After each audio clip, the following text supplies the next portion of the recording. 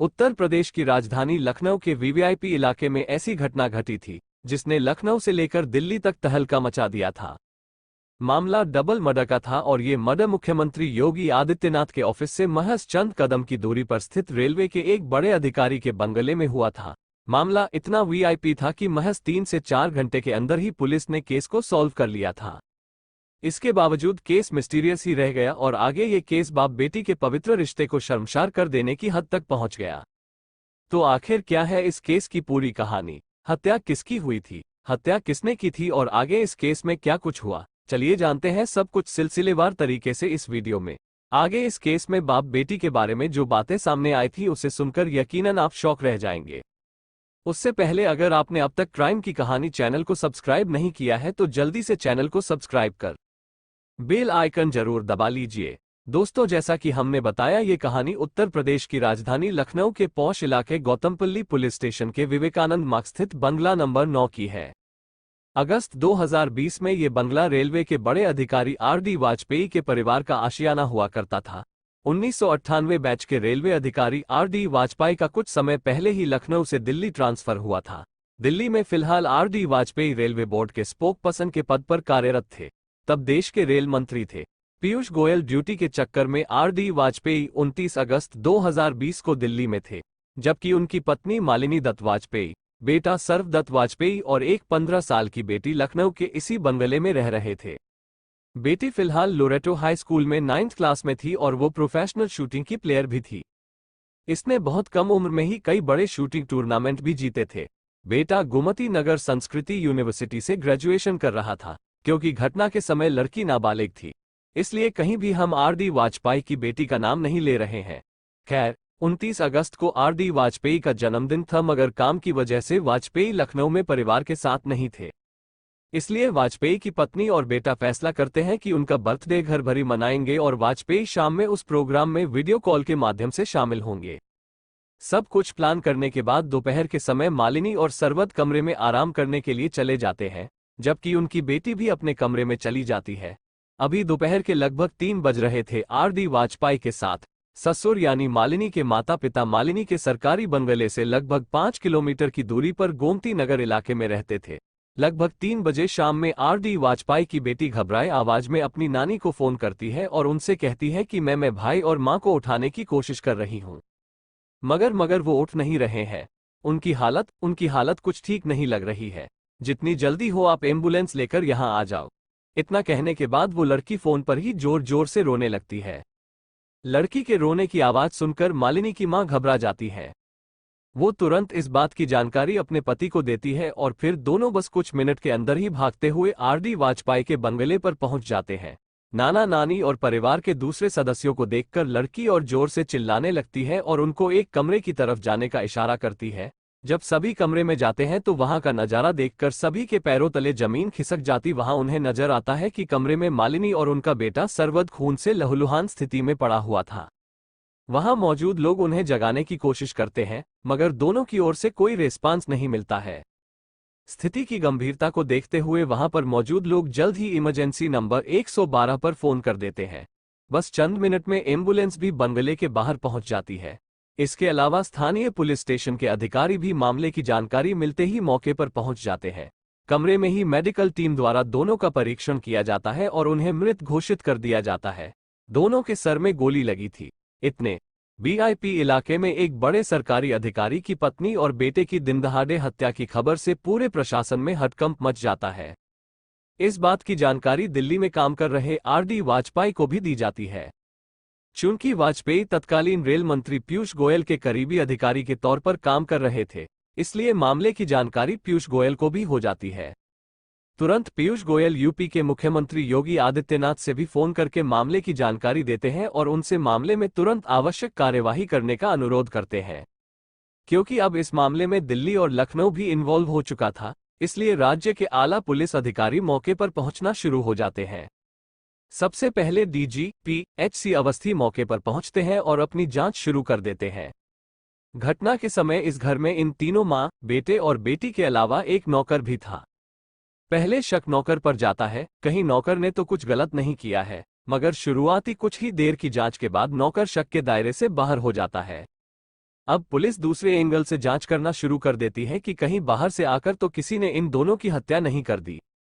मगर जल्द ही पुलिस इस संभावना को भी खारिज कर देती है, क्योंकि जांच में कहीं से भी घर के अंदर किसी बाहरी व्यक्ति के आने के संकेत नहीं मिलते हैं। अब इस मामले में पुलिस की कोई मदद कर सकता था तो वो थी घर में मौजूद लड़की। जब पुलिस वाले इस लड़की से पूछताछ शुरू करते हैं तो वो कुछ भी बताने से इनकार कर देती है और कहती है कि जब पापा आएंगे तभी मैं उन्हें सब कुछ बताऊंगी। जिस दिन ये घटना घटी थी उस समय तक देश में कोरोना का प्रकोप बढ़ चुका था और हवाई जहाज का परिचालन भी बंद हो चुका था। इसलिए मामले की जानकारी मिलने के बाद आर.डी. वाजपेयी कार से ही दिल्ली से लखनऊ आ रहे थे। बेटी की जिद थी कि पिता के आने पर ही वो सब कुछ बताएगी, मगर फिर भी पुलिस वाले संयम और समझदारी से जांच आगे बढ़ाते हैं और लड़की से इस घटना के बारे में कुछ जानकारी निकालना शुरू कर देते हैं। पूछताछ के दौरान लड़की अजीबोगरीब हरकत करती रहती है और वो घर में भूत प्रेत होने जैसी बातें करती रहती है। इन सब बातों के दौरान पुलिस वाले नोटिस करते हैं कि लड़की लगातार अपने दोनों हाथ को छुपा रही है और वह लगातार दुपट्टे को भी संभाल रही थी कि हाथ पर किसी की नजर न पड़े। लड़की की इस हरकत को देखकर पुलिस वाले उसे हाथ से दुपट्टा हटाने को कहते हैं, मगर लड़की ऐसा नहीं करती है। फिर पुलिस के कुछ अधिकारी प्यार से समझाते हुए लड़की के हाथ से दुपट्टा हटाते हैं तो वह सभी दंग रह जाते हैं, क्योंकि लड़की के दोनों हाथों पर कम से कम 100 कट के निशान थे और कुछ जख्म तो बिल्कुल ताज़ा थे। हथलीपर का गांव इसके बारे में जब पुलिस वाले उससे पूछते हैं तो वो कुछ भी क्लियर नहीं बताती है और अजीब हरकत करना शुरू कर देती है। तो इतना ताज़ा था कि जैसे मानो हथली को अभी थोड़ी देर पहले ही काटा गया है। हथेली पर बैंडेज बना हुआ था। इसके बारे में जब पुलिस वाले उससे पूछते हैं तो वो कुछ भी क्लियर नहीं बताती है और अजीब हरकत करना शुरू कर देती है। इस बीच जब पुलिस वाले लड़की के कमरे की तलाशी लेते हैं तो कमरे में कुछ अजीब सी भूत प्रेत वाली किताबें मिलती हैं। बाथरूम के मिरर पर डिस्क्वालिफाइड ह्यूमन लिखा हुआ मिलता है और इसके बीचों बीच भी एक गोली दागी हुई मिलती है। घर में लड़की का लाइसेंसी पिस्टल भी मिलता है। लड़की प्रोफेशनल शूटिंग प्लेयर थी, इसलिए उसे बंदूक का लाइसेंस मिल चुका था। उसी लाइसेंसी बंदूक से 3 गोली फायर की गई थी। घटना वाले समय भी घर में 3 ही गोली चलने के सबूत मिलते हैं। एक गोली सर्वदत्त के सर में मारा गया था, दूसरी गोली मालिनी के सर में मारी गई थी, जबकि एक गोली बाथरूम के शीशे पर डिस्क्वालिफाइड ह्यूमन लिखकर उसके बीचों बीच चलाया गया था। इसमें उसकी कोई गलती नहीं है। पुलिस को शुरुआती जांच में ही संकेत मिलने लगते हैं कि ये दोनों हत्याएं किसी और ने नहीं बल्कि इस लड़की ने ही की है। फिर भी पुलिस वाले आर.डी. वाजपेयी के लखनऊ पहुंचने का इंतजार करने लगते हैं। जब आर.डी. वाजपेयी लखनऊ पहुंचते हैं तो उनकी बेटी उनसे लिपट कर रोने लगती है और फिर उनसे कहना शुरू करती है कि यह जो कुछ भी हुआ है वो भूत ने किया है, इसमें उसकी कोई गलती नहीं है। लड़की लगातार इधर उधर की बातें करके पुलिस को मिसलीड करती रहती है, मगर जब पुलिस वाले थोड़ी सी सख्ती दिखाते हैं तो तुरंत लड़की अपनी मां और भाई की हत्या की बात कबूल कर लेती है। साथ ही वो कहती है कि घर में एक भूत है जिसने उसे इन दोनों को मारने के लिए कहा था।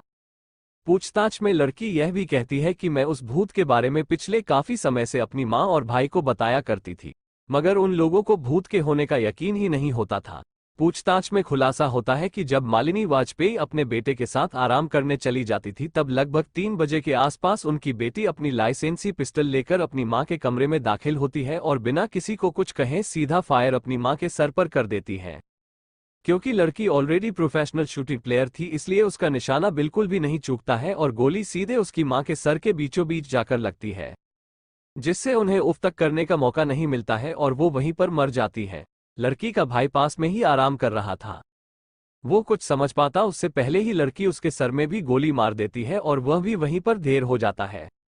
दोनों को गोली मारने के बाद वो पास में ही रखी हुई एक बेडशीट इन दोनों के शरीर पर डाल देती है। फिर वो अपनी नानी को फोन करके कहानी बनाना शुरू कर देती है। घटना के लगभग 4 घंटों के बाद ही पुलिस वाले खुलासा कर देते हैं कि रेलवे अधिकारी आर.डी. वाजपेयी की पत्नी और बेटे की हत्या किसी और ने नहीं बल्कि उनकी ही नाबालिग बेटी ने की है। हालांकि पुलिस वाले साथ में ये भी बताते हैं कि लड़की की स्थिति से पता चलता है कि वो गहरे डिप्रेशन में है और उसकी दिमागी हालत ठीक नहीं है। उसने डिप्रेशन की हालत में ही अपनी मां और भाई की हत्या कर दी है। पुलिस ये भी बताती है कि लड़की की दिमागी हालत इतनी ज्यादा खराब है कि पिछले कई दिनों से वो खुद को ही चोटिल कर रही है। पुलिस लड़की के पास से एक ब्लेड और रेजर भी बरामद करती है जिससे वो अपना हाथ काटा करती थी। इस मामले में ट्विस्ट तब आ जाता है जब आर.डी. वाजपेयी पुलिस के सामने अपना बयान दर्ज करवाते हैं।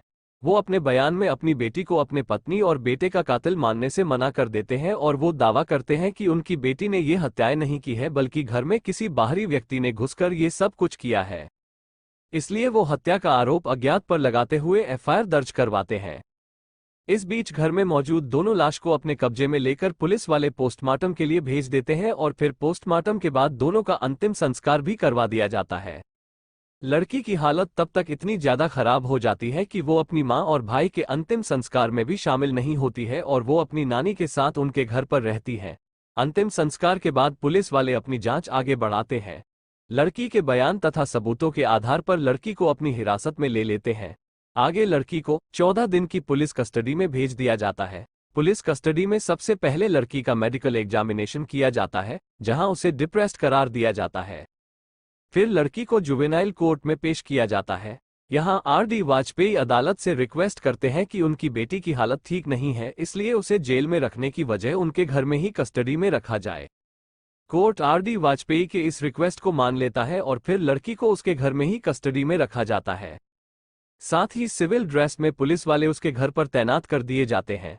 आगे इस मामले में पुलिस बहुत कुछ नहीं कर पाती है क्योंकि लड़की दिमागी तौर पर बीमार पाई जाती है। उसका इलाज साइकेट्रिस्ट द्वारा किंग जॉर्ज मेडिकल कॉलेज में शुरू होता है।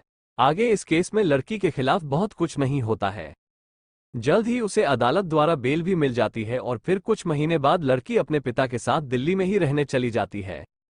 धीरे धीरे लोग इस केस को भी भुला देते हैं। इसी बीच लगभग 1 साल का समय भी बीत जाता है।